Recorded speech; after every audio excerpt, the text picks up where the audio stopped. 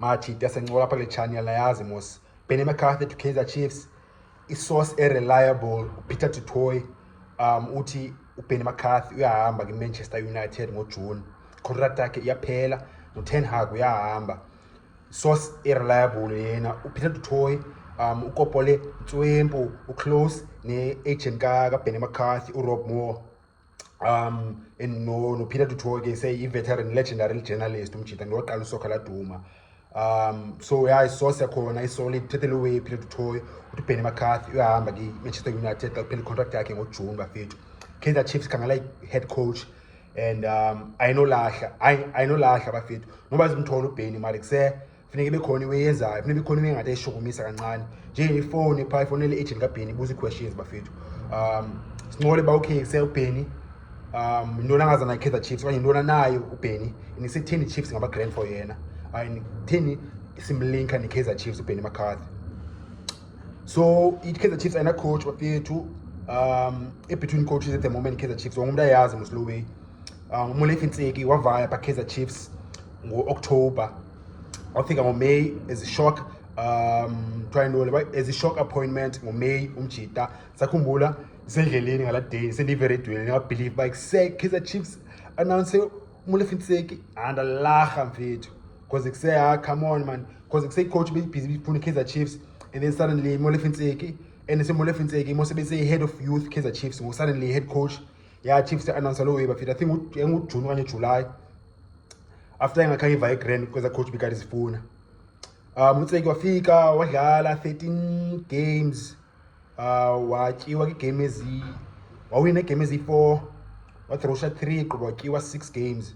i-final straw yayila match e-calling knockout against amazulu Chiefs atyiwa 2-1 pha Ntseki waphinda wagityiselwa ngezinto again Ntseki finge ngomso wathi uyawokha zangagxothwe futhi wathi bayiseKaizer Chiefs bakuse ndincanywa lewenzekayo and feel safe and then the way in a mental like in a strain mental health yami lewenzekayo so sendiyavaya abe Ntseki vaya kanjalo Kaizer Chiefs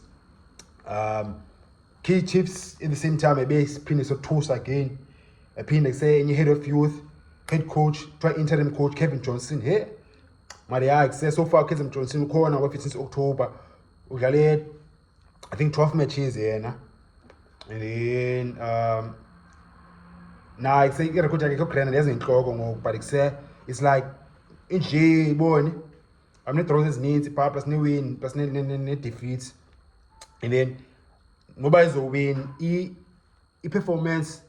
ibalulekile especially i-team efana Kaizer Chiefs angincedi lawo bekusesa uthi kuse uJohnson uwine 5 games uwine game ezininzi but kuse performance ayikho grand jo and ise performance ayixoki bafethu kuse Kaizer Chiefs so sina uBenni McCarthy bafethu kuse thozo ba free and then Kaizer Chiefs i-chairman Kaizer Chiefs Kaizer Motawong itime endala iconfirm even ngo-December bayise Kaizer Chiefs ifuna i-coach entsha iki-process ekhangela i-coach entsha wayiconfirma lo way Kaizer Motawong before uJohnson wayesene 2 months ngezi zikhathi isipana uJohnson ngeza zikhathi besiba akafuna ba head coach Kaizer Chiefs ufuna ubuyela ke-youth ilapho inhliziyo yakhe so bafethu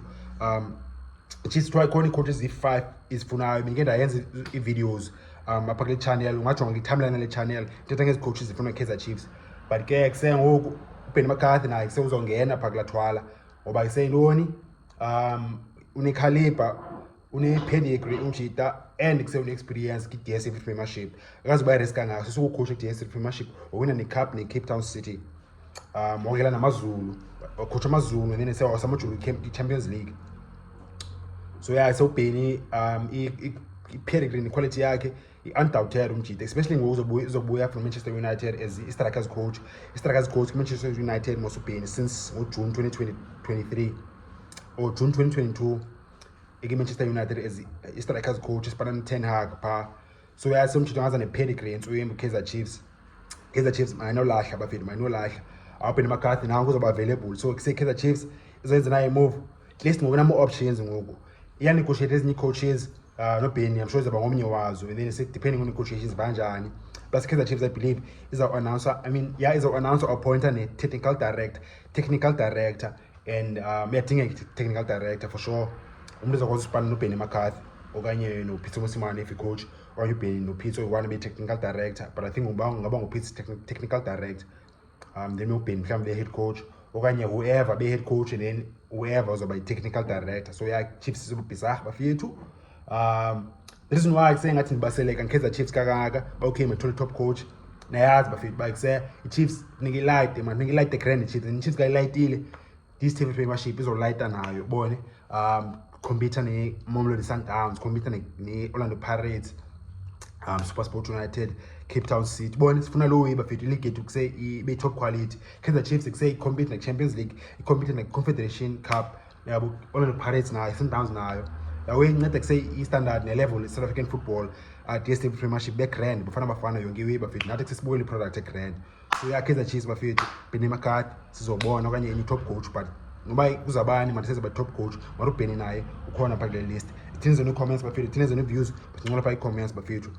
If I call to man channel content ungawalahli ungaphosa wezi grand ezantsi khona undabhala subscribe ngocofa pha athole videos machita, and then shaya nje u-like bafethu for the support ezantsi khona like hayo le video uYouTube uzayibonisa amanye amachita nishaya u-like bafethu mocha.